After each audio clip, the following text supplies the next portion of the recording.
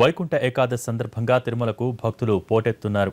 వైకుంఠ ఏకాదశి దర్శనం కోసం భక్తులను క్యూ లైన్లలోకి అనుమతిస్తున్నారు. వైకుంఠం క్యూ కాంప్లెక్స్తో పాటు అదనపు క్యూ లైన్లలో 40,000 మంది భక్తులు వేచి ఉండేలా ఏర్పాట్లు చేశారు. రద్దీని కంట్రోల్ చేయడానికి నడకదారి భక్తులకు ప్రత్యేక దర్శనాలు రద్దు చేశారు. 2 రోజుల పాటు ఆర్జిత సేవల్ని కూడా రద్దు చేస్తున్నట్టు దేవస్థానం ప్రకటించింది. ఏకాదశి దర్శనం కోసం ఇప్పటి నుంచే కంపార్ట్మెంట్లలోకి భక్తులు చేరుకుంటున్నారు. ఇప్పటికే వైకుంఠం క్యూ కాంప్లెక్స్ నిండిపోయింది. ముందుగా వీఐపీ భక్తులను తెల్లవారుజామున 1 గంట నుంచి అనుమతించనున్నారు. ఆ తర్వాత 3:30కి సర్వదర్శనం ప్రారంభిస్తారు.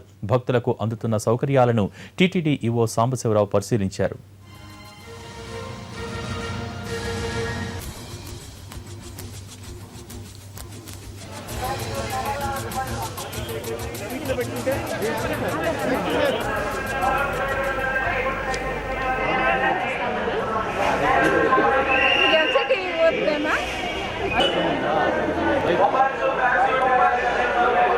దర్శనం ఇటు వెళ్ళండి స్వామి.